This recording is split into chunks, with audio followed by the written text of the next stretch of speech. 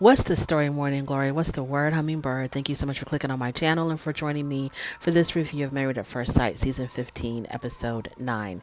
Let's get into Krysten and Mitch. So, they're having a conversation, and Krysten decides that this is a good time to tell Mitch what her dreams and aspirations are for herself. So she tells him that in the very near future, she wants to go into the business of real estate. Specifically, she wants to flip and sell houses. She already has her real estate license in California, and so that's going to be her next venture. And you can tell by the way that she was talking to him and the way that she was presenting this to him that she was very excited. She was talking to him very enthusiastically, and you can just tell that she was expecting the same response from him. She wanted him to be just as excited and just as enthusiastic and supportive and be like, "Oh my God, what a great idea. You go, girl. Yes, that's what you need to do. Yes, you'll be so great in that, baby." And she got anything but that. Number one, he was cooking, right? And so he was doing all kinds of like goofy stuff while he was cooking, kind of like he was zoning out, like not really paying attention to her. So she got offended by that. And so she had to reel him back in. And she was kind of like, "Mitch, I'm kind of like having a conversation with you, really important discussion with you." And he's like, okay, I'm here. So then after she explains to him what she wants to do, he was just sort of like, "Well, I think that's great." And then there was like this tension right now between them, like, okay, so what's really going on here? Like, why is he not happy for her? Why is he not like supporting her in this? And he goes into this thing about how flipping houses is helping with the gentrification of neighborhoods, and it's pushing people out and allowing people with more money buy homes that really should be, for people who are struggling. And it's just helping the rich. You're pushing out the middle class or the lower middle class or the lower class. You're pushing them out just to allow the people with more money to take over these neighborhoods. And so he's not a fan at all. And later on, they have a conversation, and it's the whole love conversation. But Krysten didn't want to talk about love. She doesn't want to talk about love. She wants to talk about, how he responded to her idea of flipping homes. And she says, "You know what? I really didn't like how when I was telling you about, what my dream is for myself, you really weren't paying attention. And then, you just, you really weren't in the moment with me." And he acknowledges it. And he said that, he's like, "You're right. Yeah, I could have been a better listener, whatever." But he says, "I want to live a life of moderation. I'm not about chasing the almighty dollar bill and living this extravagant lifestyle and constantly wanting to make a whole bunch of money. That's just not me." And she says, "Well, I want to enjoy the fruits of my labor. I've worked hard my whole life, and I want to get to a point where I can finally enjoy all the hard work that I've put in." So then later on, they go to karaoke, and Mitch is the freestyle king, right? So they go to karaoke. Mitch is freestyling, and Krysten was very impressed. They sit down to have to eat, and Krysten is like, I didn't like how she was like she overly compliments him for the simplest, dumbest things. Like when they sat down to eat, which was like, some chicken wings or something, some chicken strips. She was like, "I really, really appreciate, I really appreciate all of this. I'm acknowledging, or I see the hard work that you're putting in, and you took me to karaoke and we're eating chicken, and I just really appreciate all the stuff that you've been doing for me to I see that, and I appreciate that, and I can tell that you're really..." Girl, y'all went to karaoke and y'all are eating some damn chicken strips. It's not like he flew you to Milan for an authentic Italian dinner and flew you back on a private jet. So they talk about the whole flipping houses thing. He says that flipping houses is predatory, unethical, immoral, and he compares it to something being illegal, or that should be illegal. And she's like, okay, let's reel it back. You're doing the most. I just want to flip houses. I want to make houses nice for people, for families to buy and live in. That's all I'm trying to do. And she says to him, she talks about how, I agree with you with the whole sustainability, and I can try to incorporate that in my flipping houses thing. And, I understand that you want to live this sustainable life and blah, blah, blah. And then he says, when you talk like that, it sounds inauthentic. Like, basically like she's just saying it, just lip service. He's like, I don't care about words. I want to see action. You talking about how, you want to save the world and blah, blah, blah. It doesn't mean anything to me. It doesn't sound authentic to me. And you don't he's like, you don't have to placate me. And so she got really offended by that, and she was like, don't label me as being inauthentic. And he says to her, he was looking to back down. He says to her, well, I don't think you are inauthentic as a person. I just think that what you just said, it didn't come off as, genuine.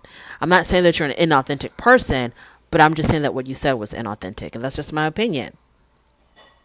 So then they go to the beach and they talk about karaoke. This is when he does back down. He says, okay, you know what? My delivery was a little bit too strong, because she brought up the whole thing about how she was offended that he called her inauthentic. And he's like, okay, I understand what you're saying. You're right. I'm wrong. I could have said it a little bit better. And Krysten wants him to verbalize. Then she kind of got bossy, because she has these moments, Krysten, where she gets bossy. Like when they were in Mexico and he wasn't giving her any kind of like affection, she was like, I'm gonna let you know right now that if we're not intimate by decision day, I'm gonna say no. And this is what I'm expecting from you. I'm expecting more affection, more this, more this, more. And then she did it again here. She says to him, after they talked about the whole karaoke thing, she says to him, I need you to verbalize and show me more that you appreciate me. This is what I need you to do. You need to verbalize and show me how much you appreciate me. I don't know. That's kind of crazy to me, but it's working for her, because she got the intimacy, she got the D, and I guess he's gonna be complimenting her a whole lot more now. So then it came time for the group therapy. So before they got to the group therapy, all the women had gotten together and they decided to prank the men.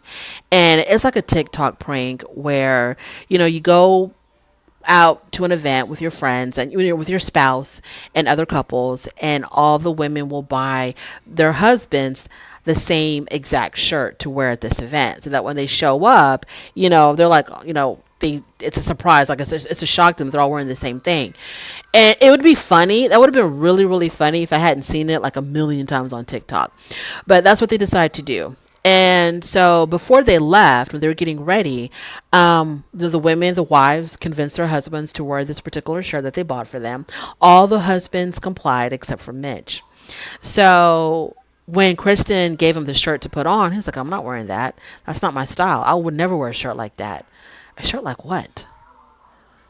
A shirt like what? Compare this to the shirt that he wore when he was cooking, which was so damn wrinkled.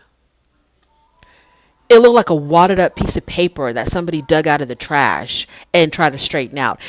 When he was cooking, when she was telling him about, I want to flip homes, he had on this long sleeve blue shirt, and it was so damn wrinkled.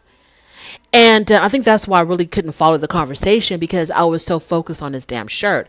So he would wear that wrinkled as hell, like he just dug it out of like some landfill. He would rather wear that than this regular stripe, collared shirt, polo style shirt. And then he looked at that shirt. I mean, it was like she was handing him dog poop to put on. And he was like, I'm not wearing that. I would never wear something like that.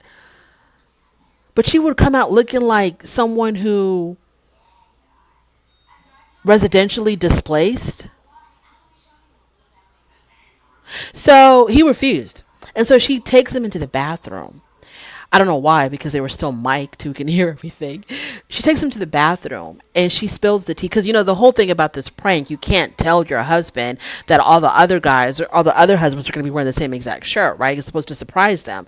So she takes him to the bathroom and she spills the tea. She tells him, look, we all got together, all the girls got together. We bought our husbands the same exact shirt. So y'all are supposed to be wearing the same exact shirt when we go to this event, when we go out to dinner, wherever the hell they're going for the group therapy. And he was like, I'm not wearing this shirt. I would never wear a shirt like this. Is just not me. So they get to the event and he's wearing the shirt. And he wore the shirt under one condition, which was when he got there, he would wear it for a couple of minutes, then change. So they get to the event, all the guys show up, they're all like, oh my God, we're in the same shirt. What's happening? Okay, fine. As soon as the whole prank was over, he changed. He came back with something else. And somebody asked him, why would you come with a change of clothes? Like, what's going on here? Why would you come with a change of clothes? Because they talked about, because he brought attention to it by changing. And everybody was like, why? What's going on? Why did you change? And he was like, I would never wear a shirt like that. He says, I don't believe in buying gifts for people. First he was, the whole thing was, that's just not my thing. I would not wear a shirt like that. But then he tells the group that I don't believe in buying gifts for people because his wife had bought it for him, as a gift. He's like, I don't believe in buying gifts for people and imposing on them something that they may not like. And so, Krysten was like, okay, so it's like a bad thing for me to buy a shirt for my husband. He's making it into a bad thing. And so somebody asked him something. Somebody was like, somebody said something about him not wanting to wear the shirt. And so Mitch was like, okay, so this is going to be a thing now. And then Krysten says, yeah, because you're making it a thing when you refuse to wear it unless you're able to change. So you're the one that made it a bigger deal than it needed to be. Put on the damn shirt for a couple of hours. Then when we go home, you can take it off and burn it for all I care. Because sometimes in life, you're going to have to do stuff that you don't like. That's what you call like being an adult. You're just going to have to do stuff that you don't like. And it's not a big deal to try to make your wife happy by wearing this stupid shirt, to do this stupid TikTok prank, so we can have a little bit of goddamn comic relief on this show. So their whole issue with the therapist was Shirtgate. She called it Shirtgate.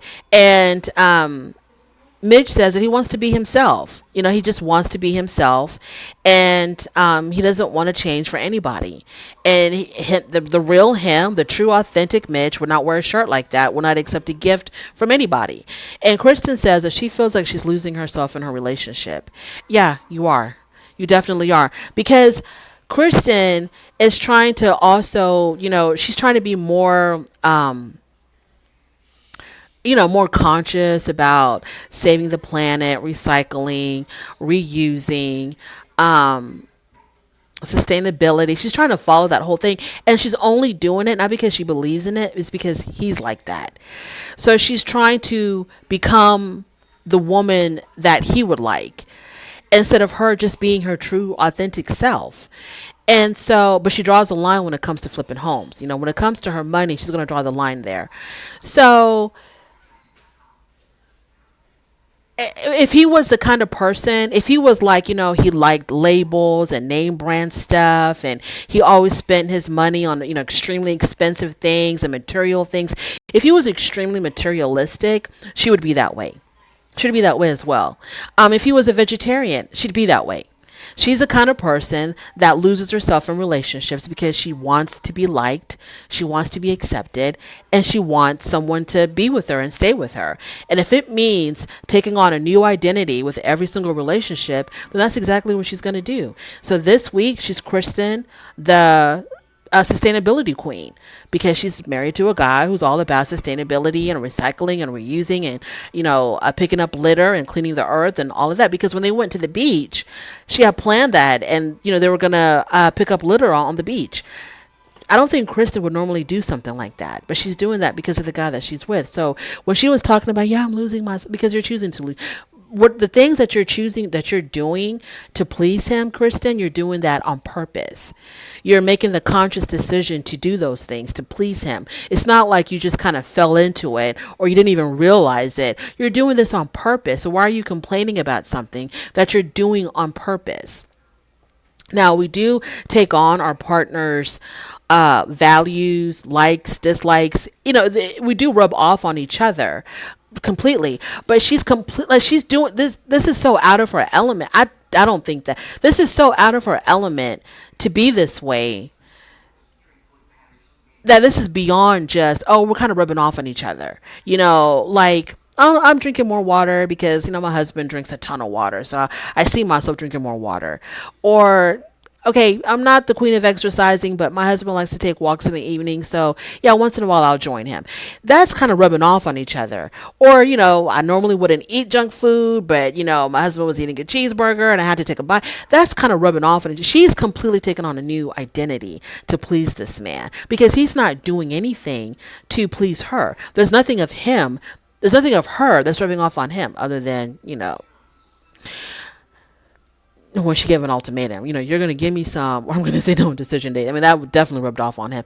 So there's nothing about her that he's picking up, but she's picking up everything about him. And to find a balance with Mitch, there is no balance. The therapist was like, yeah, you need to find a balance. There's no balance with Mitch. No, he lives and breathes sustainability. There's no middle ground. This is in his DNA. There is no middle ground. There's no way to balance this. What I'm saying is, if she tries to be more of herself and less like him, it's just going to make him mad. It's going to make him mad. If she puts on a little bit of mascara or lip gloss, it's going to make him mad. If she decides to flip homes, it's going to make him mad. Her dreams of flipping houses became a socio-economic political discussion. And he's like strongly opposed to it. I mean, I just don't see Mitch changing.